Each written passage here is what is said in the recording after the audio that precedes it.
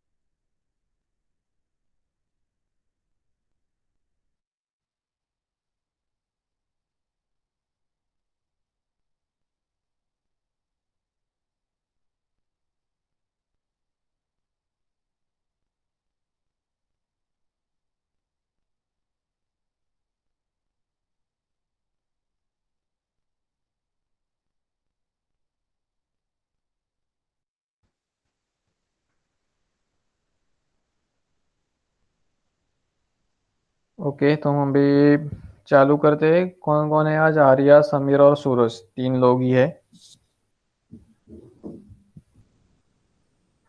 तो फिर हम अभी शुरू करते हैं। लास्ट टाइम हमने क्या देखा था? एक थोड़ा रिवीजन लेते।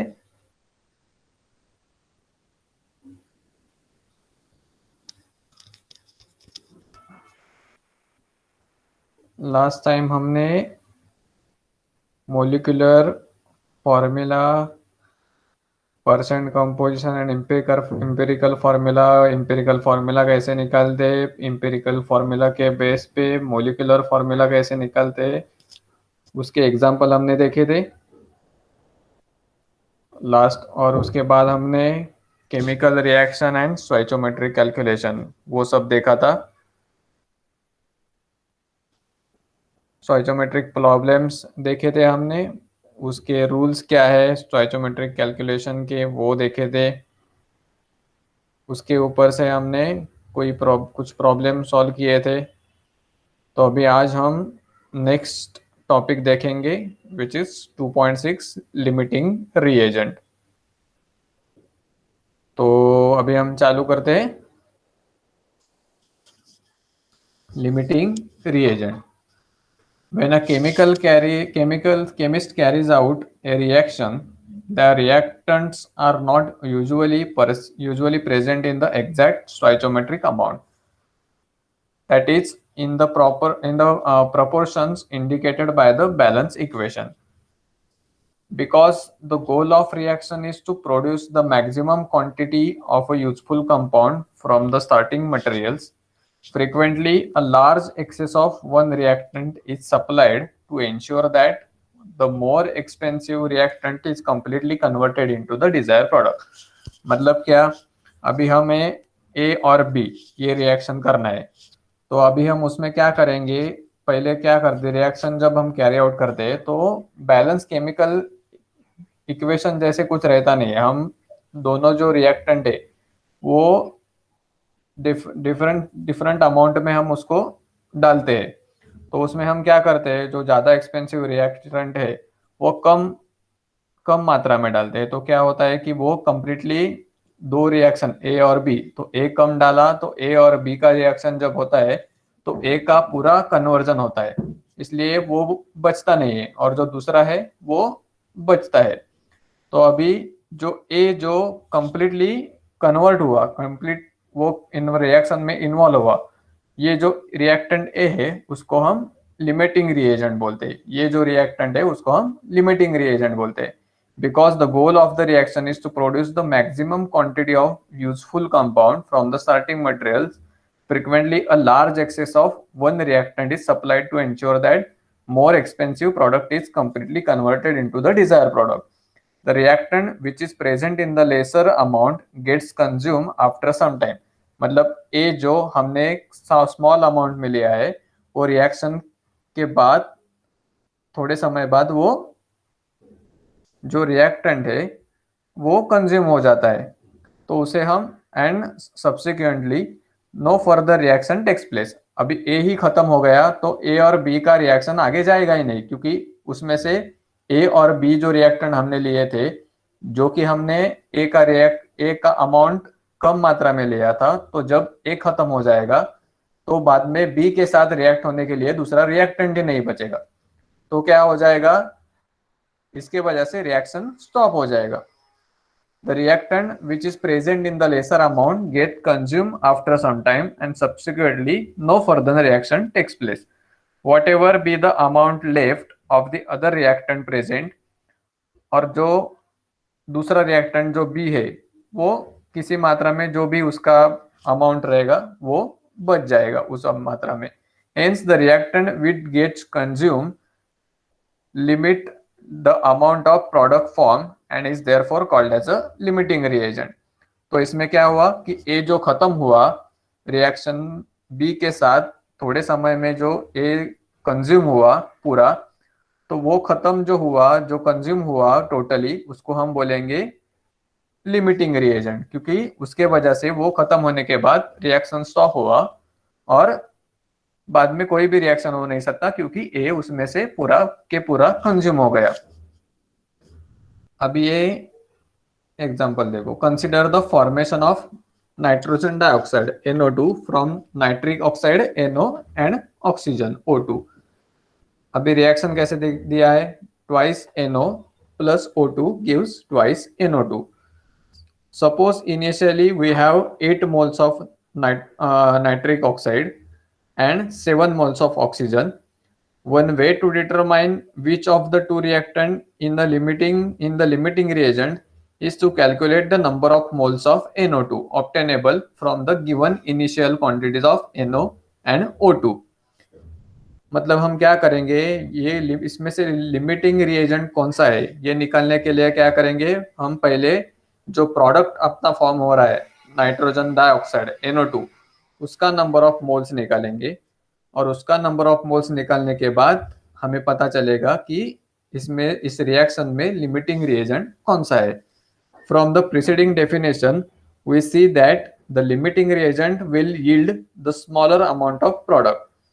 मतलब जो लिमिटिंग एजेंट है उसके वजह से हमें क्या होता है कि स्मॉलर अमाउंट ऑफ प्रोडक्ट मिलता है, मतलब प्रोडक्ट का जो अपना प्रोडक्ट मिलने वाला है वो कम अमाउंट में मिलता है।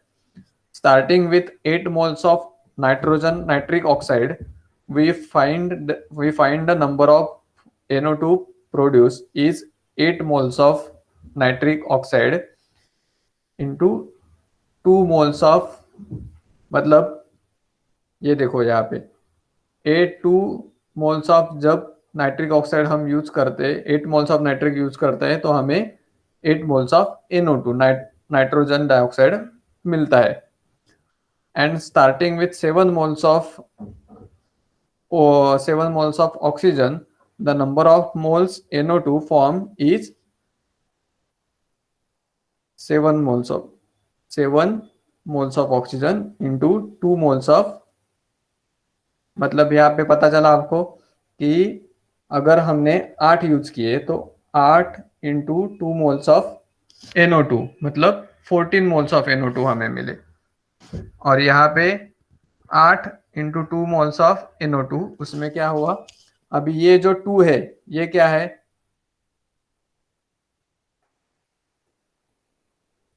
यहाँ पे देखो इनिशियल जो रिएक्शन है ट्वाइस NO प्लस O2, मतलब क्या, अगर 2 मोल नाइट्रिक ऑक्साइड के अगर रिएक्शन में हिस्सा लेते हैं तो उससे हमें 2 मोल्स ऑफ नाइट्रोजन डाइऑक्साइड मिलता है, वही ये है 2 moles of NO2 divided by 2 moles of NO, मतलब ये 2 moles of NO2 divided by 2 moles of NO, तो हमें क्या मिला 8 मोल्स ऑफ NO2, मतलब 8 मोल्स मिले हमें नाइट्रोजन डाइऑक्साइड के। एंड जब हम ऑक्सीजन के बारे में बात कर रहे हैं तो 2 मोल्स ऑफ, मतलब ये O2 है, ये O2 2 moles of nitrogen dioxide देता है, इसलिए 2 moles of NO2 divided by 1 mole of O2, इसके लिए ये 7 इंटू 2 14 हुआ। ये देखो इनिशियली हमने क्या कंसिडर किया है, ये पहले रिएक्शन लिखा है हमने, और अभी इसमें हम क्या कंसिडर करने वाले हैं, ये 8 मोल्स ऑफ NO रिएक्ट होने वाला है और 7 मोल्स ऑफ ऑक्सीजन रिएक्ट होने वाला है। अभी हमारे पास क्या प्रेजेंट है, 2 मोल्स ऑफ नाइट्रोजन ऑक्साइड क्या देता है और 1 मोल ऑफ ऑक्सीजन क्या देता है। इसके लिए हमने number of moles of nitrogen oxide पहले निकाले। नाइट्रोजन डाइऑक्साइड ये 8 मोल होता है जब 8 moles of nitric oxide react होता है, और 7 मोल्स ऑफ ऑक्सीजन जब रिएक्ट होता है तब 14 moles of nitrogen dioxide form होता है। मतलब नाइट्रिक ऑक्साइड 8 मोल होने के बाद कितना हमें नाइट्रोजन डाइऑक्साइड मिला, और 7 मोल ऑफ ऑक्सीजन जब रिएक्ट होता है तब हमें कितना नाइट्रोजन डाइऑक्साइड मिला, ये पहले हमने निकाला। Because 8 moles of nitrogen oxide results in a smaller amount of NO2। अभी ये देखो, जब 8 मोल नाइट्रिक ऑक्साइड रिएक्ट हुआ तब हमें 8 मोल ही नाइट्रोजन डाइऑक्साइड मिला, पर जब 7 मोल ऑक्सीजन रिएक्शन में हिस्सा लिया तो उसमें 14 मोल ऑफ नाइट्रोजन डाइऑक्साइड मिला हमें। तो किससे ज्यादा मिला, ऑक्सीजन के वजह से हमें नाइट्रिक ऑक्साइड नाइट्रोजन डाइऑक्साइड ज्यादा मिला। तो जो कम अमाउंट में है वो हमारा लिमिटिंग रिएजेंट है। NO must be the limiting reagent and O2 is the excess reagent before reaction has started। पता चल रहा है सबको?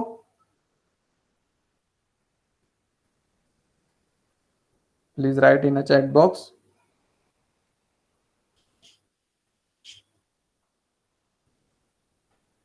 क्या किया हमने, पता चला? सूरज, Sameer, Arya,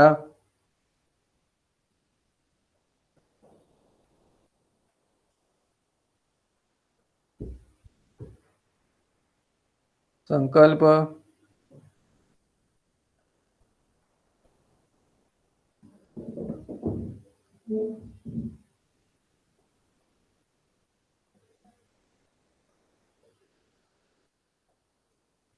okay okay okay संकल्प, कोई इशू नहीं। एक बार आप मीटिंग लीव करके फिर से ज्वाइन हो सकते हो।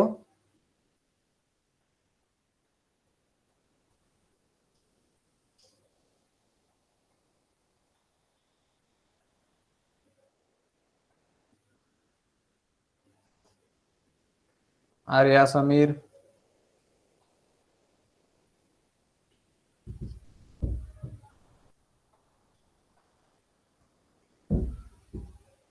संकल्प, माइक ऑन करके बता सकते हो मुझे, आपका नेटवर्क अभी ठीक है? आपको कितने पॉइंट तक पता चला?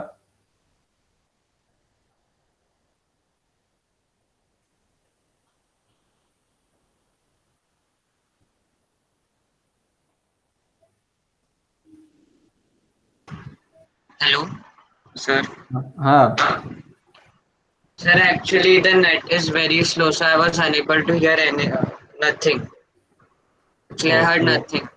So I'll watch the video afterwards and then I can tell you. Okay okay okay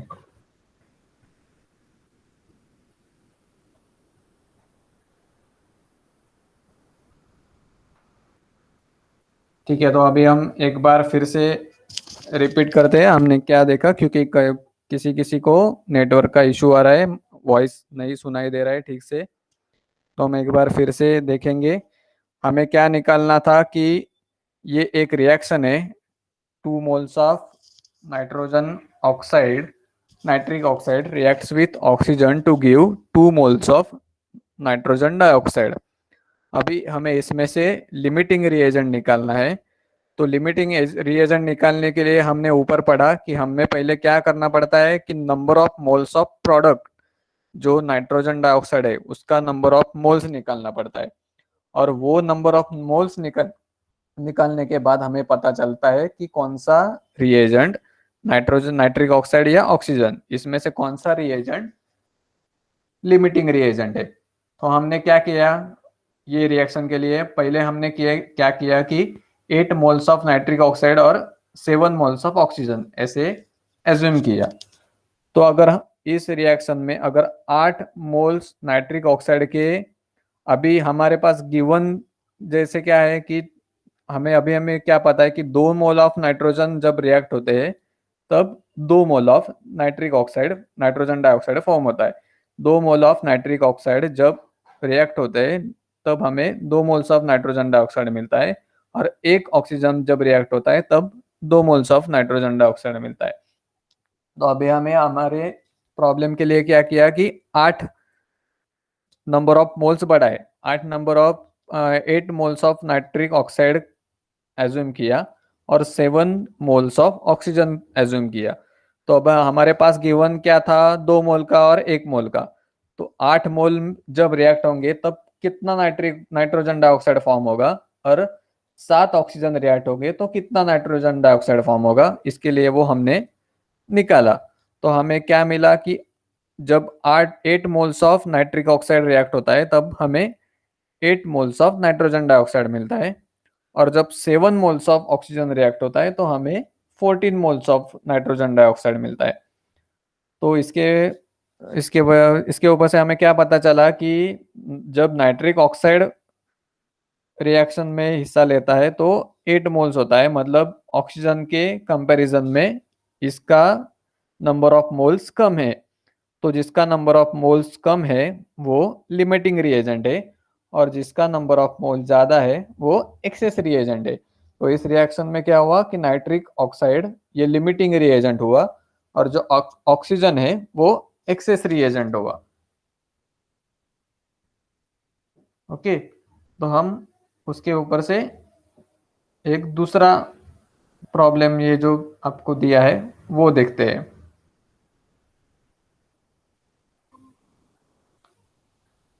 problem 2.15, urea NH2 twice CO is prepared by reacting ammonia with carbon dioxide। अभी रिएक्शन क्या है, twice NH3 plus CO2 gives NH2 twice CO plus H2O। In one process 637.2 gram of ammonia treated with 1142 grams of carbon dioxide, which of the following two reactants is the limiting reagent? B क्या है, calculate the mass of urea formed and how much excess reagent is left at the end of the reaction। अभी ये problem देखो क्या है कि ये reaction है twice NH3 2 moles of ammonia plus 1 mole of carbon dioxide gives 1 mole of urea. तो अभी हमें गिवन क्या दिया है कि in one process 637.2 grams of ammonia are treated with 1142 grams of carbon dioxide। तो अभी हमें इसमें से निकालना क्या है, इस दो में से लिमिटिंग रिएजेंट कौन सा है ये निकालना है हमें। बाद में क्या करना है कि यूरिया जो फॉर्म हुआ है उसका मास निकालना है, और तीसरा है एक्सेस रिएजेंट का क्वांटिटी कितना है वो निकालना है। तो अभी हम क्या करेंगे, अभी हमारे पास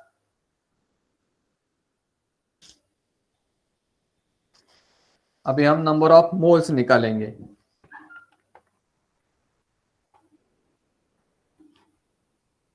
नंबर ऑफ मोल्स कैसे निकालना है हमें, नंबर ऑफ मोल्स अभी हमें यूरिया के निकालने हैं। अगर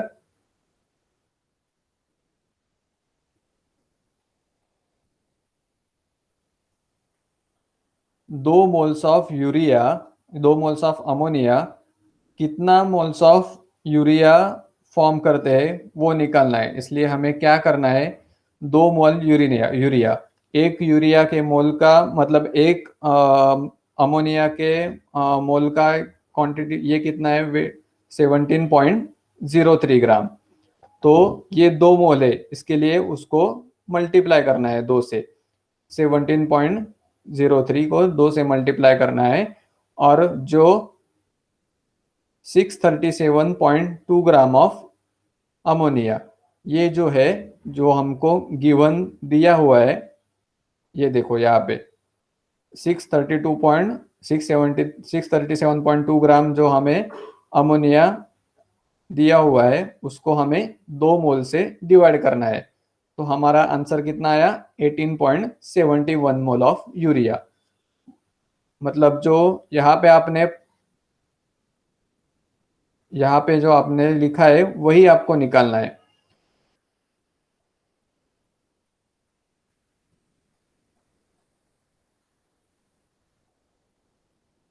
तो 17.03 ये एक मोल का है, तो हमारे 2 मोल अमोनिया के हैं, इसलिए 17.03 प्लस 17.03 इसका जो टोटल आया उसको डिवाइड के 637.2 डिवाइडेड बाय दैट अमाउंट आपको मिलेगा 18.71 मोल्स ऑफ यूरिया।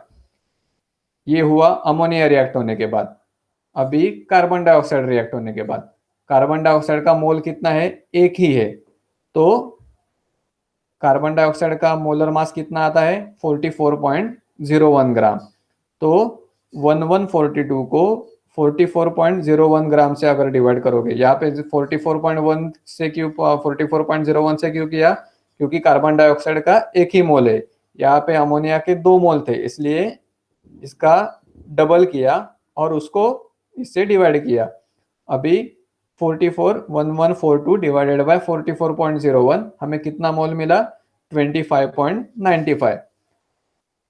अमोनिया से हमें 18.71 मोल मिला था, तो कार्बन डाइऑक्साइड से हमें 25.95 मोल यूरिया के मिले। तो इसमें आपको क्या पता चला कि अमोनिया से कम मोल फॉर्म हुए। तो अमोनिया जो है वो लिमिटिंग रिएजेंट है।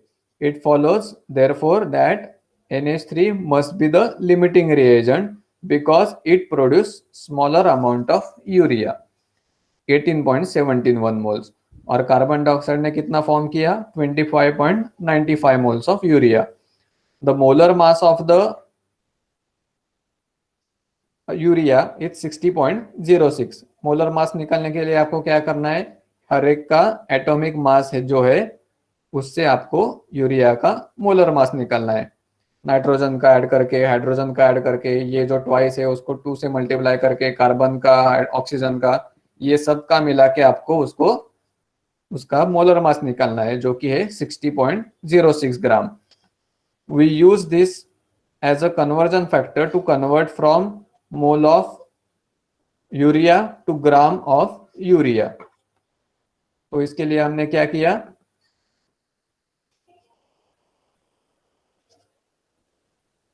मास of urea is equal to 18.17 mole. 18.70 mole कहां से आया, ये जो 18.70 मोल्स ऑफ यूरिया आया उससे मल्टीप्लाई किया 60 इंटू 06। ये जो 60 इंटू 06 मोलर मास है उसको मल्टीप्लाई किया 18.71 मोल से, क्योंकि हमारा मोल कितना आया है, ये मोलर मास आया जो एक मोल का है 60.06। हमें मोल कितना मिला है 18.71 मोल मिला है। तो 18.71 मोल जो मिला है वो हमारा, उसको हमने 60 से मल्टीप्लाई किया तो हमें कितना मिला 1124 ग्राम ऑफ यूरिया। तो जब 2 मोल्स ऑफ अमोनिया जब रिएक्शन में आते हैं तो 1124 ग्राम यूरिया फॉर्म होता है। अभी आपको क्वेश्चन पड़ेगा कि आपने 18.71 ही क्यों लिया, 25.95 क्यों नहीं लिया, क्योंकि ये लिमिटिंग रिएजेंट है। ये जो बाकी का जो आएगा इसको माइनस करने के बाद ये एक्सेस कार्बन डाइऑक्साइड जो है वो एक्सेस में है। यहाँ पे 18.71 मोल यूरिया के फॉर्म होने के बाद बाकी का कार्बन डाइऑक्साइड रहेगा वो एक्सेस में रहेगा, क्योंकि तब अमोनिया उसमें से खत्म हुआ होगा। इसके लिए ये क्वांटिटी हम कंसीडर करते हैं, क्योंकि ये क्वांटिटी कन्वर्ट होने के बाद मतलब इतना मोल्स ऑक्सीजन के सॉरी अमोनिया के रिएक्ट होने के बाद हमें ये यूरिया मिला, और उसके बाद कार्बन डाइऑक्साइड से रिएक्शन होने के लिए अमोनिया उसमें बचा ही नहीं सिस्टम में, तो क्या हुआ इतना ही मोल हमें यूरिया मिलेगा। बाकी का जो कार्बन डाइऑक्साइड अनरिएक्टेड रहेगा वो एक्सेस में पड़ा रहेगा वैसे ही। तो उसके वजह से जो हमारे जो 18.17 मोल्स ऑफ यूरिया आए, एक यूरिया का मोलर मास इतना था, उसके उसके ऊपर से हमने 18 का मोलर मास कितना आया, तो इसको हमने 18 से मल्टीप्लाई किया 16.06, तो हमारा आया 1124 ग्राम ऑफ यूरिया। पता चला सबको?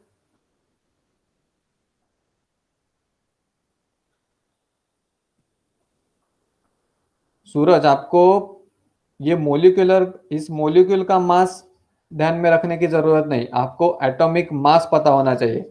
एटॉमिक मास आपको पता रहेंगे सब, तो आपको कोई भी मोलिक्यूल रहेगा तो आप उसका मोलर मास निकाल सकते हो। आपको सिर्फ एटॉमिक मास याद रखना है हर एक का, जिसके ऊपर से आप आपका मोलर मास निकाल सकते हो। अगर आपको एटॉमिक मास ही नहीं पता रहेगा तो आप मोलर मास निकाल नहीं सकते। अभी यहाँ पे आपको मोलर मास यूरिया का दिया नहीं था, तो ये आपका एक्चुअली कैलकुलेशन में है कि बी में आपको क्या करना है, मोलर मास निकालना है। तो अगर यहाँ पे बी में जो है आपको मोलर मास निकालना है, तो यहाँ पे आपका आपको एटॉमिक मास हर एक का, नाइट्रोजन का, हाइड्रोजन का, कार्बन का, ऑक्सीजन का पता रहेगा, तो ही आप यूरिया मोलिक्यूल का मोलर मास निकाल सकते हो। पता चला सूरज? ओके, तो अभी सी, ए कैलकुलेट किया, ए हमने निकाला, बी पार्ट निकाला। लिमिटिंग रिएजेंट कौन सा था अपना? अमोनिया। लिमिटिंग रिएजेंट अमोनिया निकाला, बाद में बी, बी में हमने मोलर मास निकाल अपना मास कैलकुलेट किया, जो फॉर्म हो रहा है यूरिया उसका। और तीसरे में हमें क्या करना है, अभी जो एक्सेस क्वांटिटी बचा है गैस का, वो हमें निकालना है कार्बन डाइऑक्साइड का। Starting with 18.17 moles of urea, we can determine the mass of carbon dioxide that reacts using the moles ratio from the balance equation and molar mass of carbon dioxide.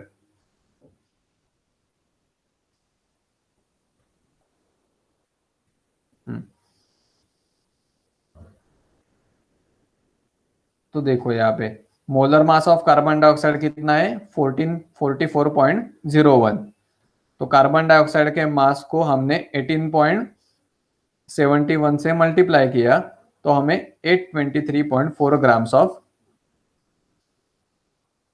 Carbon dioxide का ये मिला, carbon dioxide का मास, मास मिला आपको। ये इतना react हुआ,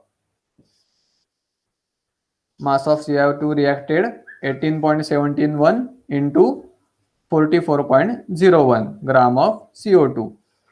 The amount of CO2 remaining is the difference between the initial amount of, मतलब जो आपको गिवन में दिया था क्वांटिटी, ये देखो यहाँ पे 1142, मतलब 1142 ग्राम्स ऑफ CO2, उसमें से कितना रिएक्ट हुआ, सिर्फ 823.4। तो 1142 में से 823.4 अगर आप माइनस करोगे, तो जो बचेगा वो बचा हुआ कार्बन डाइऑक्साइड एक्सेस में था। The amount of CO2 remaining is the difference between the initial amount 1142 gram and amount reacted 823.4 gram is equal to mass of CO2 remaining is equal to उसका, इसको आप ये करोगे, माइनस करोगे 1142 को 823.4 से, तो आपको जो 318.6 मतलब 319 हमने पहले पढ़ा था कि काउंट ऑफ राउंड ऑफ का, किसको याद है राउंड ऑफ का?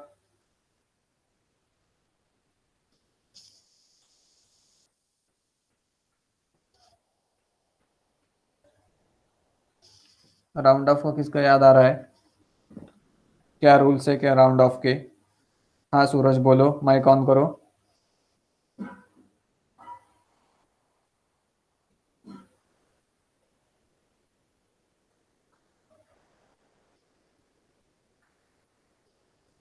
सूरज,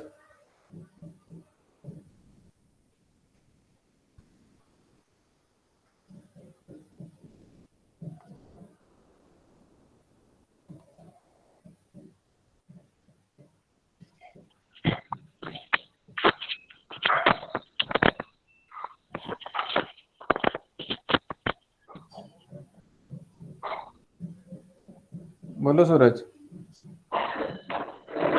रूल ठीक से याद नहीं, लेकिन ये कर सकता हूँ मैं। रूल क्या करोगे अप्लाई? उसमें क्या था कि माइक ऑन करो, अ, मैं बताता हूँ आपको। लास्ट डिजिट जो आपको ये करना है, वो अगर 5 के ऊपर रहेगा तो आपको 1 से बढ़ाना है। इसलिए हमने क्या किया, 319। ये 6 जो है वो 5 से ऊपर है, इसके लिए हमने जो वैल्यू तक आपको राउंड ऑफ करना है उसको आपको 1 से बढ़ाना है। इसलिए हमने क्या किया, 319। 318.6 जो था वो हमने 319 किया। अगर ये 318.4 रहता तो हम 318 ही रखते उसको। ये 318.6 है, इसलिए उसको हमने कन्वर्ट किया 319 में। पता चला? ये प्रॉब्लम सबको समझ में आया कैसे निकाला हमने? नंबर ऑफ मोल्स मतलब लिमिटिंग रिएजेंट कैसे निकाला, बाद में लिमिटिंग रिएजेंट के बाद मोलर मास कैसे निकाला यूरिया का, और उसके बाद एक्सेस रिएक्टेंट कितना बचा उसमें रिएक्शन में, वो कैसे निकाला, वो सबको पता चला? ओके। आर्या, आर्या कुछ बोल नहीं रही है।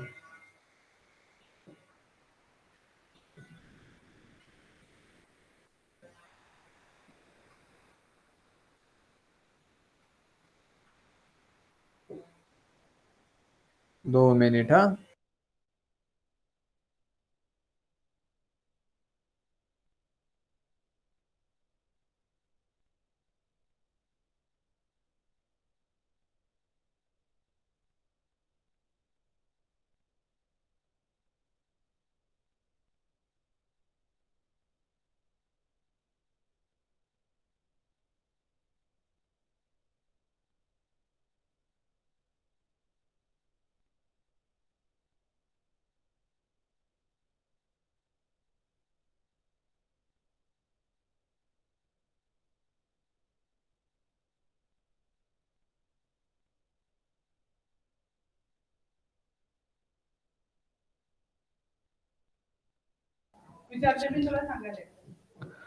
थोड़ा वेट करेंगे क्योंकि बाकी 2-3 लोग जो है वो डिस्कनेक्ट हुए। उनको अगर ज़्यादा प्रॉब्लम रहेगा नेटवर्क का तो हम आगे के लेक्चर में देखेंगे। फिलहाल हम वेट करते हैं। सचिन।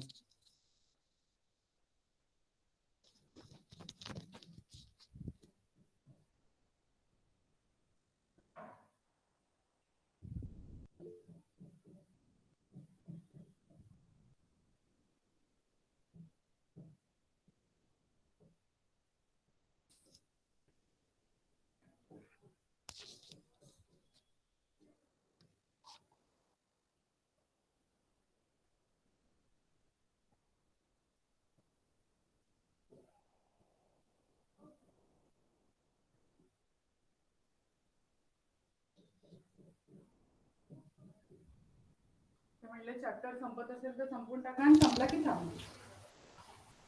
चॅप्टर संपत असेल तर संपवा, संपलं की थांबा. 2 असले तरी कंटिन्यू करा. ठीक है, तो अब हम अभी आगे बढ़ते हैं। अभी नेक्स्ट पॉइंट क्या है, 2.7 concentration of solution. Concentration of solution, इसमें ये पॉइंट अब देखेंगे आप। A majority of reactions in the laboratory are carried out in the solutions. Therefore, it is important to understand how the amount of substance is expressed when it is present in the form of solution. मतलब बहुत सारे हम majority जो reaction करते हैं वो कौन से, वो लिक्विड फॉर्म में करते हैं, सॉल्यूशन फॉर्म में करते हैं। तो अगर उसमें कोई भी सब्सटेंस ऐड है तो उसका कॉन्सेंट्रेशन हम कैसे लिखेंगे, उसका अमाउंट हम कैसे एक्सप्रेस करेंगे, वो हमें पता चलेगा। तो कॉन्सेंट्रेशन ऑफ सॉल्यूशन और the amount of substance present in the given volume of the solution can be express in any of the following वे। हम वो कैसे एक्सप्रेस कर सकते हैं, जो आपका सोल्यूट जो सॉल्यूशन में प्रेजेंट है उसका हम कॉन्सेंट्रेशन कैसे निकाल सकते हैं, सोल्यूट का कॉन्सेंट्रेशन कैसे एक्सप्रेस कर सकते हैं, वो हम 4 वे से एक्सप्रेस कर सकते हैं। पहला क्या है, मास परसेंट और वेट परसेंट, दूसरा क्या है मोल फ्रैक्शन, तीसरा है मोलरिटी और चौथा है मोलैलिटी। ये जो हर एक जो है वो क्या है वो हम अभी आगे देखते हैं एक एक करके। तो पहला क्या है एक्सप्रेस करने का way, mass percent. It is obtained by using the following relation. Mass percent is equal to mass of solute divided by mass of solution into 100. तो उसमें अब ये प्रॉब्लम देखो, a solution is prepared by adding 2 gram of substance A to 18 grams of water. Calculate the mass percent of the solute. इसमें solute कौन सा है A और सॉल्वेंट कौन सा है B, जो वाटर है। तो अगर 2 ग्राम ऑफ ए अगर आप 18 ग्राम ऑफ वाटर में डिसॉल्व करोगे तो परसेंट मास परसेंट उसका कैसे निकालोगे आप, तो अभी आपके लिए उसके लिए क्या करना है, मास ऑफ सोल्यूट जो कि है 2 ग्राम, उसको आपसे मास ऑफ सॉल्यूशन को डिवाइड करना है। मास ऑफ सॉल्यूशन में क्या आएगा, वाटर प्लस दैट सब्सटेंस ए। तो वाटर का कितना था 18 प्लस वो सब्सटेंस का 2 ग्राम, तो उसका 20। तो मास ऑफ सोल्यूट 2 ग्राम और मास ऑफ सॉल्यूशन आया 20 ग्राम। तो 2 ग्राम 2 divided by 20 into 100 that is 10%। तो सोल्यूट ए का मास परसेंट कितना हुआ 10%। समझ में आ रहा है, इजी है एकदम। आपको सिर्फ क्या करना है, जिसका सोल्यूट का जो मास है उसको सॉल्यूशन मास से डिवाइड करना है इंटू 100। जो परसेंट आएगा वो आपका सोल्यूट का परसेंट आ जाएगा। अगर यहाँ पे 2 grams of substance 2 grams of A रहता और 3 ग्राम्स ऑफ बी, ये अगर आप 18 में निकालते तो आपका 3 ग्राम्स में जो बी लिया है उसका कैसे निकालते, 3 grams divided by 18 plus 2 into 18 plus 2 plus 3, क्योंकि 3 भी है और सॉल्यूशन का जब आएगा तो 2 भी आएगा और बी का 3 भी आएगा और 18 वाटर का आएगा। तो वैसे आप उसका परसेंट निकाल सकते हो। तो ये एकदम इजी है समझने में। ये हुआ एक वे जो कि है मास परसेंट। दूसरा वे कौन सा है, मोल फ्रैक्शन। मोल फ्रैक्शन में क्या है, it is the ratio of number of moles of a particular component of a solution to the total number of moles of solution. If the substance A dissolve in substance B and their number of moles are Na and Nb respectively, then the mole fraction of A and B are given as mole fraction of A is equal to number of moles A divided by number of moles of solution. मतलब number of moles ए कितना था Na और number of moles of solution कितना है Na plus Nb, दोनों का solution का जो मोल है वो इसका एडिशन प्लस इसका एडिशन, ए का मोल और बी का मोल। तो नंबर ऑफ मोल्स कितना हुआ Na प्लस Nb। तो मोल फ्रैक्शन कितना हुआ, मोल फ्रैक्शन ऑफ बी कितना हुआ, number of moles of B मतलब Nb divided by number of moles of solution Na plus Nb। जैसे मास परसेंट है वैसे ही है, सिर्फ मास के जगह पे मोल। समझ में आ रहा है सूरज, आर्या? ओके, अभी तीसरा वे है, 2 वे हमने देखे, मास परसेंट, मोल फ्रैक्शन। तीसरा आएगा अभी मोलैरिटी। मोलैरिटी में क्या है, it is the most widely used unit and is denoted by capital M. It is defined as the number of moles of solute present in 1 liter of solution. मतलब ये क्या represent करता है, molarity आपका जो सोल्यूट है वो कितने number of moles of solute in 1 litre of the solution, मतलब 1000 ml सॉल्यूशन में आपके number of moles of solute कितने हैं वो डिफाइन करता है। Molarity M is equal to number of moles of solute divided by volume of solution in litres. Calculate the molarity of the NaOH in the solution prepared by dissolving its 4 gram in enough water to form 250 ml of solution. अब इसमें से आपको molarity निकालना है, किसका? NaOH का. तो वो कैसे निकालोगे? नंबर ऑफ मोल्स कितने हैं सोल्यूट के? 4 grams. Number mass of NaOH divided by molar mass of NaOH, उससे आपको नंबर ऑफ मोल्स मिलेंगे. तो नंबर ऑफ मोल्स कैसे निकालोगे? पहले mass of NaOH. Mass of NaOH कितना है? 4 ग्राम, वो आपको गिवन में दिया है. और मोलर मास कितना है NaOH का? 40. तो 4 से 40 को डिवाइड करोगे तो 0.1 मोल आ गया. तो 0.1 mole of A solute divided bye, अभी आप यहाँ पे ध्यान रखो, volume of solution in litres लिखा है, यहाँ पे आपको कितना दिया है? 250 ml. तो आपको 250 ml का पहले कैलकुलेशन करके, कन्वर्जन करके ml का लीटर में कन्वर्ट करना पड़ेगा. तो ये लीटर का कन्वर्ट कैसे करोगे? सूरज बताओ.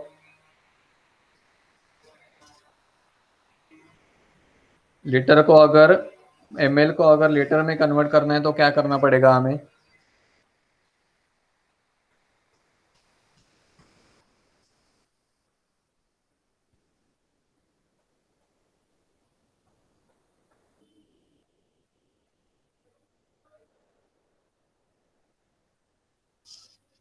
सूरज, मेरा आवाज आ रहा है कि नहीं?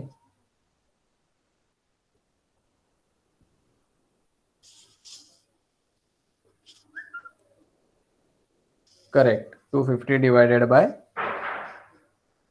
1000, सॉरी, 250 डिवाइडेड बाय 1000, तो आपको 0.25 लीटर आ जाएगा. 0.250. तो 0.1 divided by 0.250 is equal to 0.4 mol per litre. तो 0.4 ये उसका मोलरिटी आया. 0.4 मोलर सॉल्यूशन हुआ. The molarity of the solution depends upon the temperature because volume of a solution is a temperature dependent. Temperature पे molarity जो है वो temperature dependent है, क्योंकि वॉल्यूम जो है वो टेम्परेचर के ऊपर डिपेंड है, इसलिए मोलरिटी जो है वो टेम्परेचर के ऊपर डिपेंड है. अभी आएगा मोलैलिटी. मोलैलिटी क्या है? It is defined as the number of moles of solute present in 1 kg of solvent. It is denoted by small m. Molarity जो है वो किससे डिनोट करते हैं? Capital M. और मोलैलिटी जो है वो किससे रिप्रेजेंट करते हैं? Small m. Molarity is equal to number of moles of solute divided by number of moles of solvent in kg. Molarity क्या देता है? Number of moles of solute in 1 litre. और मोलैलिटी क्या देता है? Number of solute present in 1 kg of solvent. Note that, तो molality का formula क्या हुआ? Molality m is equal to number of moles of solute divided by mass of solvent in kg. Note that molality of the solution does not change with the temperature since mass remains unaffected with the temperature. मतलब volume जो है वो temperature dependent था, क्योंकि temperature बढ़ाने से या घटाने से उसके वॉल्यूम के ऊपर इफेक्ट होता है, इसलिए मोलैरिटी क्या है? टेम्परेचर डिपेंडेंट है. और इस हिसाब से इस मोलैलिटी का क्या है? मोलैलिटी टेम्परेचर डिपेंडेंट नहीं है, क्योंकि mass remains unaffected with temperature. Mass के ऊपर टेम्परेचर का कोई असर नहीं होता, इसलिए मोलैलिटी जो है वो टेम्परेचर डिपेंडेंट नहीं है. Often in a chemistry laboratory a solution of a desired concentration is prepared by diluting a solution of known higher concentration. The solution of higher concentration is also known as a Stokes solution. तो अभी इसके लिए problem देखेंगे हम. The density of 3 molar solution of NaCl is 1.25 ग्राम पर millilitre. Calculate molality of the solution.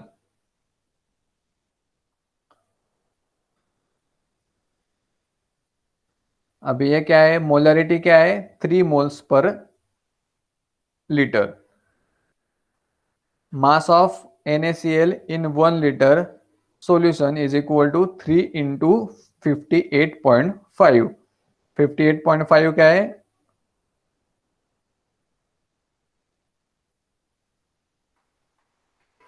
Molar mass है NaCl का। Mass of NaCl in 1 liter is equal to 3 into 58.5। क्योंकि क्यों है, क्योंकि 3 मोलर सॉल्यूशन है, तो 175.5 ग्राम।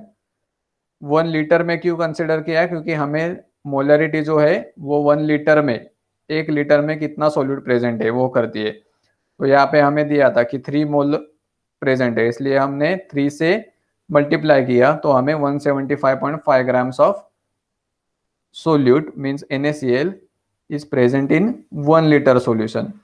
Mass of 1 liter solution is equal to 1000 into 1.25 ग्राम, तो कितना हुआ 1250 ग्राम। क्योंकि डेंसिटी कितना है वाटर का 1.225 ग्राम, तो मास ऑफ वाटर कितना आया 1250 माइनस 175.5। इसमें से 1250 ग्राम में से हमने NaCl का क्वांटिटी माइनस किया, तो हमें जो क्वांटिटी मिला वो वाटर का मिला 1074.5 ग्राम्स। तो अभी हमें मोलरिटी निकालना है, तो इसके लिए हमने पहले क्या किया, ग्राम में कैलकुलेट किया। तो number of moles of solute मतलब कितना है 3 मोल्स है, divided by mass of solvent in KG.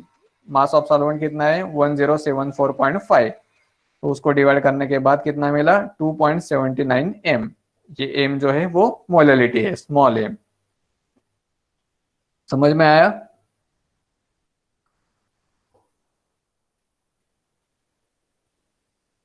Okay, तो ये 4 वेज है एक्सप्रेस करने के सोल्यूट का कॉन्सेंट्रेशन। तो सोल्यूट का concentration, volume, amount of substance present in the solution, ये कैसे हम एक्सप्रेस करते हैं उसके वे देखे हमने, जिसमें पहला था मास परसेंट और वेट परसेंट, दूसरा था मोल फ्रैक्शन, तीसरा था मोलैरिटी और चौथा था molality.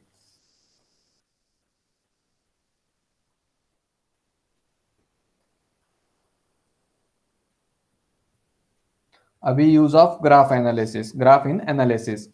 Analytical chemistry also involves deducing some relations, deducing some relation, if any, between two or more properties of matter under study. One of the classic example in the reaction between temperature and volume of the given amount of gas. A set of experimentally measured values of volume and temperature of a definite mass of a gas upon plotting on a graph paper appeared as in figure 2.2. When the points are directly connected, a zigzag pattern results. ये देखो,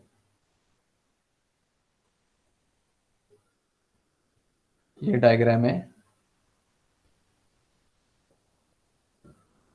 अभी हम पहले पढ़ लेते हैं।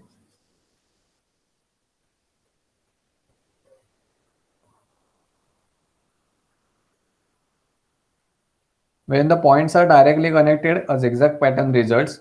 From this pattern, no meaningful results can be deduced. A zigzag pattern results due to many types of errors that incur in many measurements involved an experiment. Figure 2.2 shows a smooth curve which may be called an average curve passing through these points. In the above example, it happens to be straight line and the interference is that V is directly proportional to T.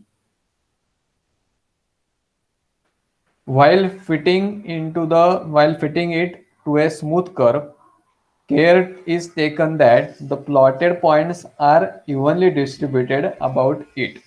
Mathematically, even distribution is understood as follows.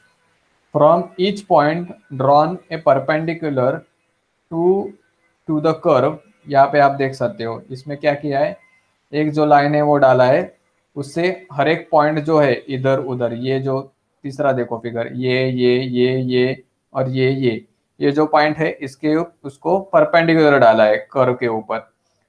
For each point draw a perpendicular to a curve.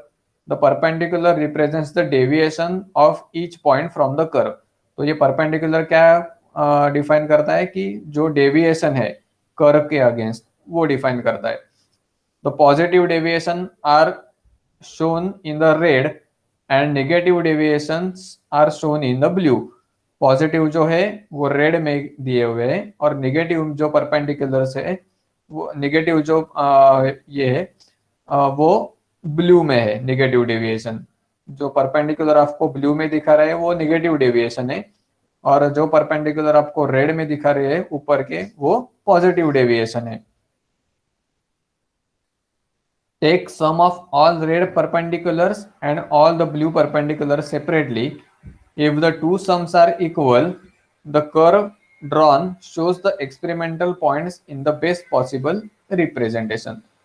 आपको ये अभी इतना ध्यान मतलब आपको समझ में नहीं आएगा. अगर आप कौन सा एक्सपेरिमेंट करके वो उस पर अगर आप ग्राफ उसका निकालोगे तो वो आपको प्रैक्टिकल के टाइम आपको अच्छे से पता चलेगा कि ग्राफिकल रिप्रेजेंटेशन का मतलब क्या है, ग्राफिकल रिप्रेजेंटेशन आप कैसे कर सकते हो. तो यहाँ पे क्या हो रहा है, यहाँ पे आपका ये टॉपिक खत्म हो रहा है. तो आज हमने क्या देखा, आज हमने देखा लिमिटिंग रिएजेंट क्या होता है, जिसमें हमने देखा कि लिमिटिंग रिएजेंट क्या होता है, किसको बोलते हैं लिमिटिंग रिएजेंट, जो कम मात्रा में रिएक्शन में प्रेजेंट रहता है और जिसका रिएक्शन में टोटली कन्वर्ट होने के बाद आगे कोई रिएक्शन नहीं हो पाता क्योंकि वो रिएक्टेंट उसमें से खत्म हो जाता है. तो वो जो रिएक्टेंट पहले जो खत्म होता है उसको हम लिमिटिंग रिएजेंट बोलते हैं, और जो रिएक्टेंट बाकी रहता है उसे हम एक्सेस रिएजेंट कहते हैं. ये देखा हमने, और उसके ऊपर से बेस प्रॉब्लम देखे कि लिमिटिंग रिएजेंट कैसे निकालते हैं. वो लिमिटिंग रिएजेंट के ऊपर से एक्सेस रिएजेंट का अमाउंट कैसे कैलकुलेट करते हैं उसके ऊपर से प्रॉब्लम देखे हमने. बाद में कॉन्सेंट्रेशन ऑफ सॉल्यूशन, सोल्यूट का मतलब कोई भी सब्सटेंस डिसॉल्व करने के बाद उसका कॉन्सेंट्रेशन आप कैसे डिटरमाइन करोगे, आपको वो कैसे एक्सप्रेस करोगे, इसके लिए हमने 4 वेज देखे. उसमें पहला था मोलर मास परसेंट, जिसमें आपको क्या करना है, जो मास सोल्यूट का है उसको मास ऑफ सॉल्यूशन के डिवाइड करके उसका परसेंट निकालना है. मोल फ्रैक्शन में आपको नंबर ऑफ मोल्स से डिवाइड करना है number of moles of solution. तो उसके ऊपर से आप मोल फ्रैक्शन निकाल सकते हो. मोलरिटी क्या रिप्रेजेंट करता है, number of moles of solute in 1 litre of solution. और उसके ऊपर से मोलरिटी का फॉर्मूला भी देखा हमने, और मोलरिटी कैसे कैलकुलेट करते हैं वो भी देखा. बाद में मोलरिटी देखा. मोलरिटी क्या रिप्रेजेंट करता है, number of moles of solute present in 1 kg. Molarity है 1 number of moles of solute in 1 litre, and molarity है number of moles of solute in 1 kg of solvent. तो उसके ऊपर से मोलरिटी के फॉर्मूला से हमने कैसे मोलरिटी निकालते हैं वो भी दिखा. और ग्राफ का जो है वो आपको प्रैक्टिकल के टाइम और भी आसानी से सीखने को मिलेगा कि ग्राफिकल रिप्रेजेंटेशन कैसा है. पॉइंट्स जो आपका एक्सपेरिमेंट जो रीडिंग आते हैं वो आप ग्राफ पे कैसे ड्राफ्ट करते हो, ड्रॉ करते हो और उससे क्या निकालते हो, वो आपको सब एक्सपेरिमेंटली जब आप परफॉर्म करोगे और ग्राफ जब निकालोगे उसका आप ग्राफ खुद से ड्रॉ करोगे तो अब आपको इससे भी ज़्यादा और पता चलेगा. तो अभी हमारा टॉपिक यहाँ पे ख़त्म हो रहा है, तो आज हम यहीं पे रुकेंगे. नेक्स्ट लेक्चर में हम नेक्स्ट टॉपिक के साथ शुरुआत करेंगे. ओके, अब इधर तक समझ में आया आप सबको? Suraj, Arya. Okay, thank you. तो आज हम यहीं पे रखते हैं, नेक्स्ट लेक्चर में मिलेंगे। So good night.